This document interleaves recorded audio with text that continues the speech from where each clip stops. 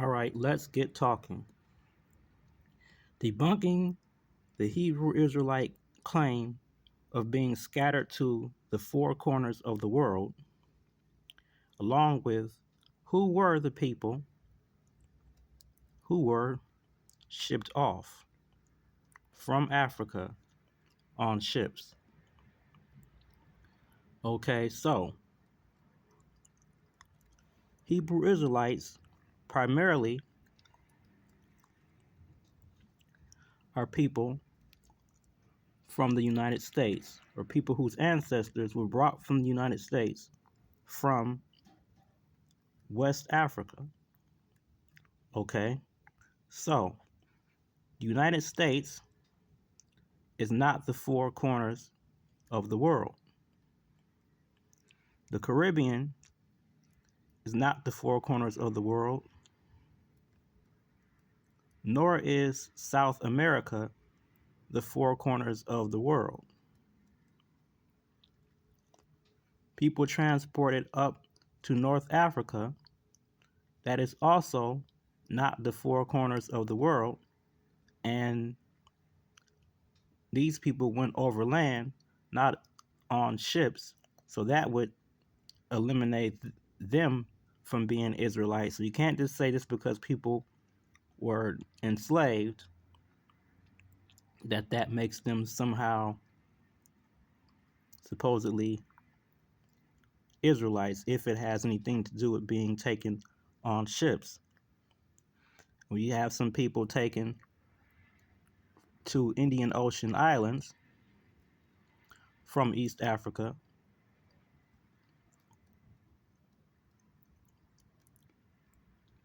and we have people taken to the Middle East from East Africa.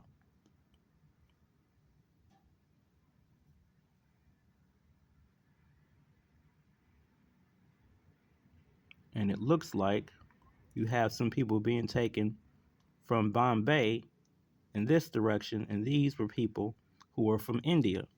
So not even having really nothing to do with the African slave trade.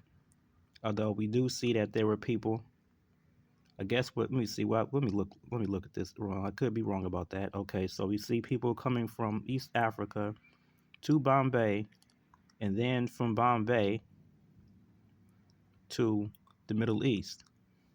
Okay, now a visual here.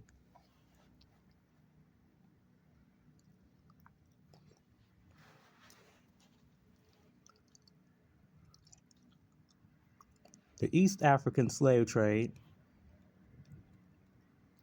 would have been expected to perhaps include Cushitic people. Now, here what it says is a Yaku hunter-gatherer at mixed Cushite. The Yaku numbering just 3 individuals. That's unfortunate.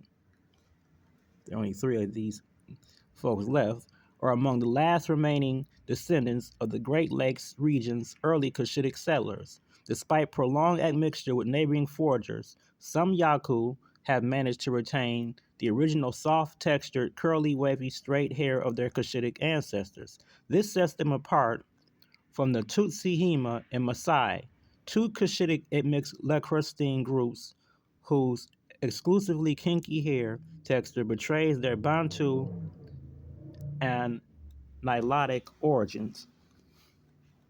Okay, so we don't have hair like this in general because we are not Cushitic people.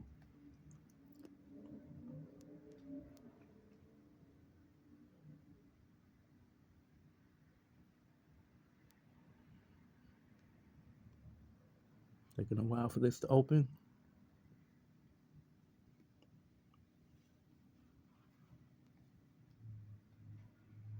All right, so this is an Afar man from northeast Ethiopia. Notice the texture of his hair.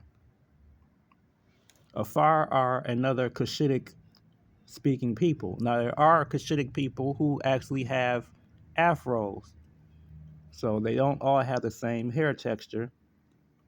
But again, we don't necessarily have this texture of hair, nor do we have noses, prominent, uh, bridged noses like this in general. Okay, South Sudanese.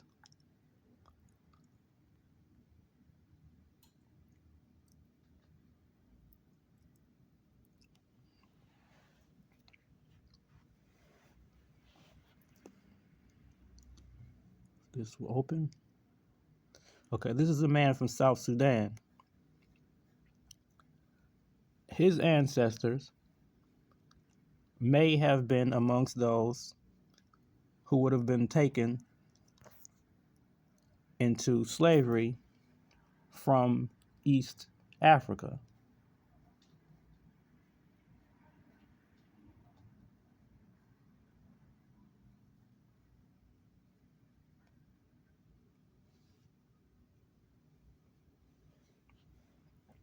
Another group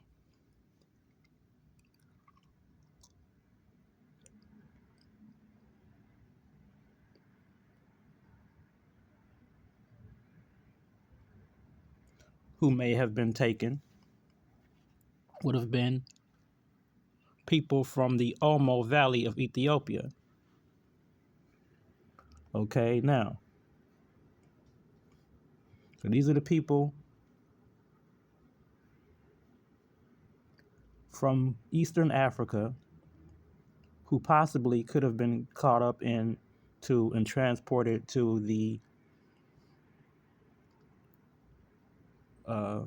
places that the East African slave trade were involved in. But this is not showing people, that map is not showing people being scattered to all of the inhabitable world.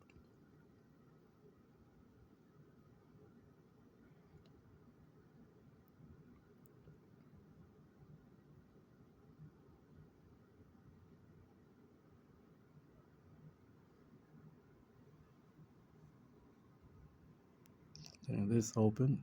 This is a man from the Fanti tribe of Ghana. So there were Fanti people who were transported to the Western Hemisphere, to the Americas, including the United States. Does that make the Fanti Israelites? I do not know. I would argue that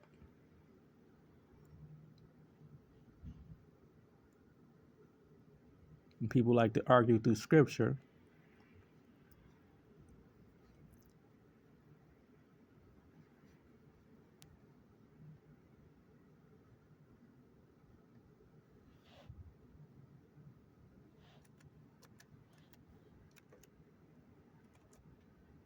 Wait, hold on. Okay, so shall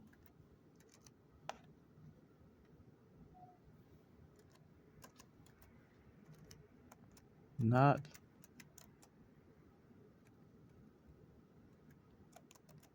not come on not be numbered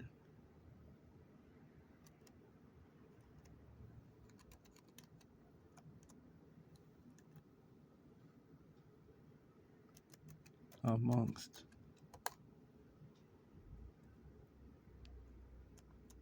the nations. This is out of my memory.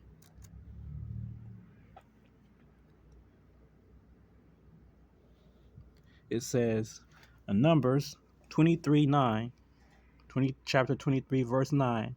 For I see them atop the rocky hills, and I watched them from the hills. Behold, a people dwelling apart, not reckoning themselves among the nations.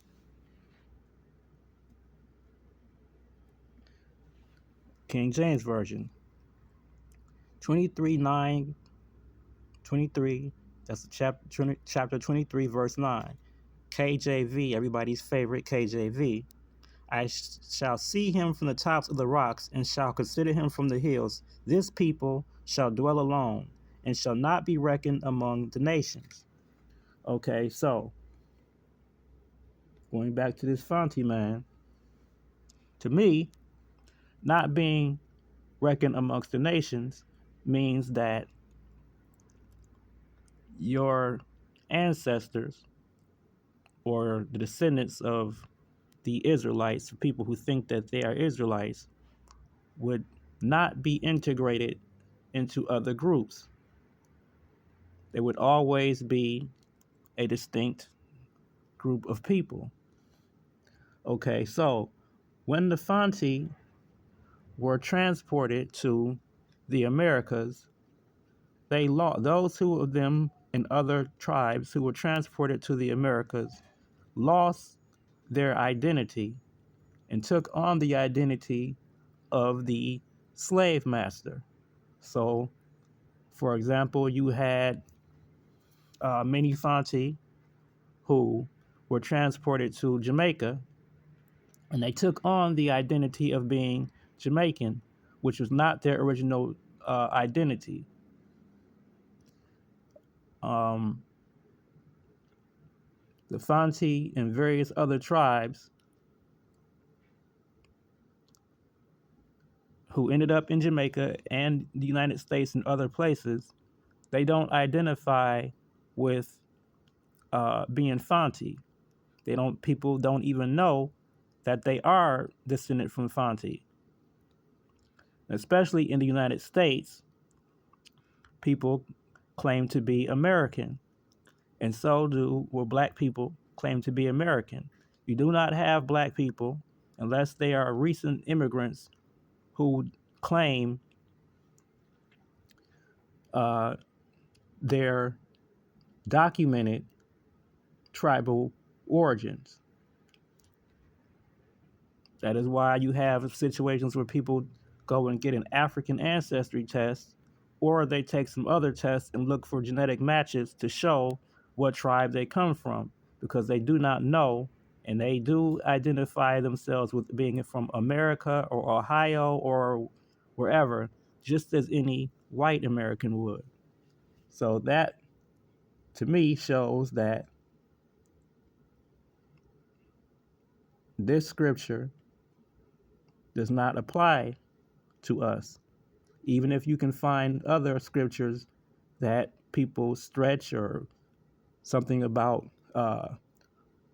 borrowing and not lending, if that were the case, then the whole entire continent of Africa would have to be Israelites, because Africa, as far as I know, is in debt to